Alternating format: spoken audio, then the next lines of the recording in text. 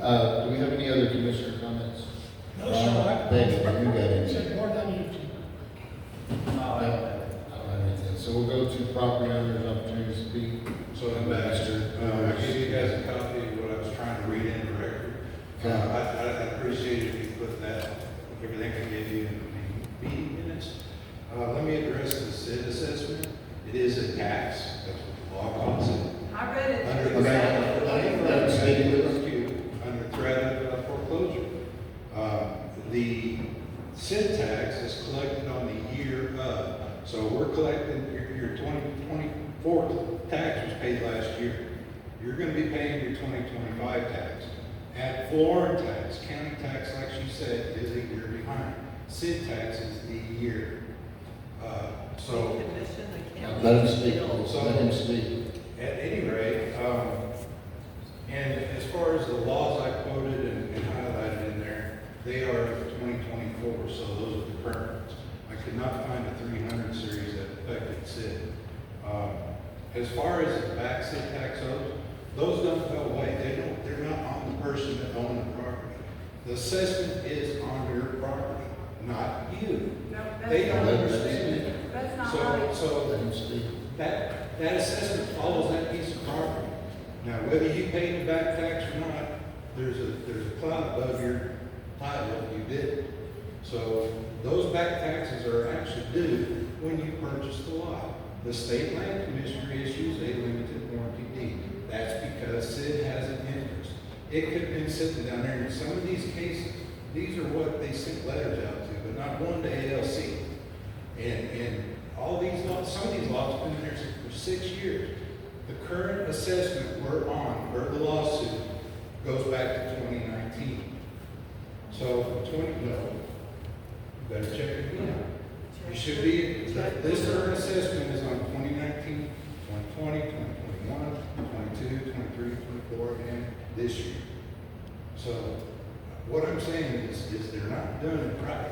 And we're getting cheated out of money because one person either has his tax reduced from $3,400, for the example I gave him, down to $21.80. That's what he's paying SID tax. And in some cases, zero. It went from an assessment to nothing. And it's all ALC. Why can't we do it?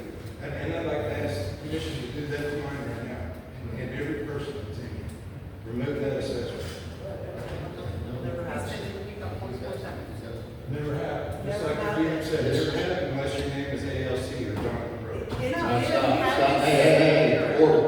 We will have order. We will not argue But about I'll answer any question you have. I'm ready. And I stand by what it. We will present ourselves in a professional manner, please. Thank you. He has his opinion. We don't have to agree with it. But he has had his say. For 3 minutes, sir. Thank you, Mr. Gruger. Thank you. Please, And, you made your statement, Susan, as to what you believe is correct in this situation. That's his there's nothing else needs to be said about this. We're just gonna run this into the ground. We don't believe, there is people here that do not believe that Dave is correct, or people here that believe he's correct. And we're gonna leave it at that. And, we're gonna move on, get anybody else's, please, would you step up to the mic, please, if you could.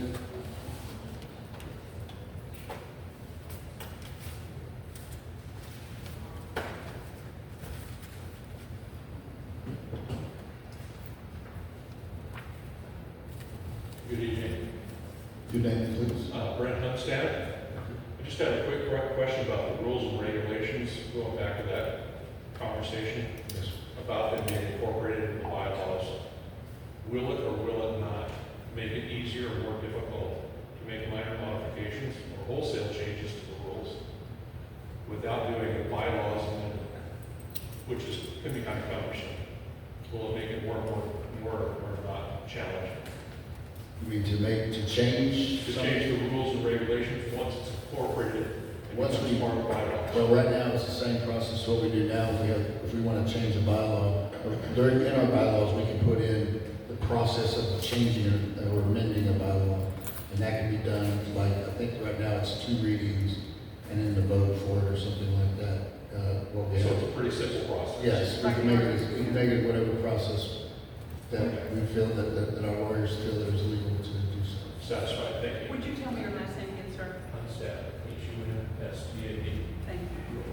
with somebody else? Homestead? Homestead, okay. Thank you, sir.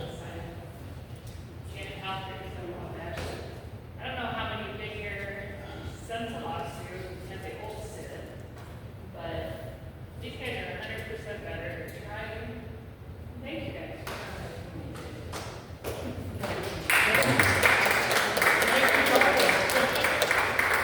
Are there anybody, other property owners that would like to speak? Go ahead. Greg Floyd, for 7 Kids Stop the Drive. When you guys do the bylaws for the new docks and stuff, you said you're gonna make additions and stuff like that. Does that, or will that include the turtle pads? Include the Turtle pads. turtle pads? There's some of them that are 40, 50, 60 feet. There's one that's almost 80 feet out from the shore. A thing for On turtles. For Is that what you're saying? Turtle pad out there for? I hope I don't need it. We're talking about like the floating. Is it on floating Thunderbird? boxes. It's on Omaha? Oh, okay. That's what Like I the floating boxes? Yeah, so they're just like floating out there with turtles get up on top of them? Yeah, we have to address that. We can add that to the list. Yeah, it definitely should be within a week. Thank you, Craig. Flying by and hitting a turtle. Not a box, it's a condo. The whole part. Yes, my mother-in-law, I'm not gonna go there. Okay, any other comments from the property owners? Any other comments? Okay, with that, does anybody have a motion for executive session? I don't have one. So, motion to adjourn by Mr. David Nebo. Do we have a second? I'll second that. By both of them. Okay, then Ron. By Ron Page. All in favor? Aye. Opposed?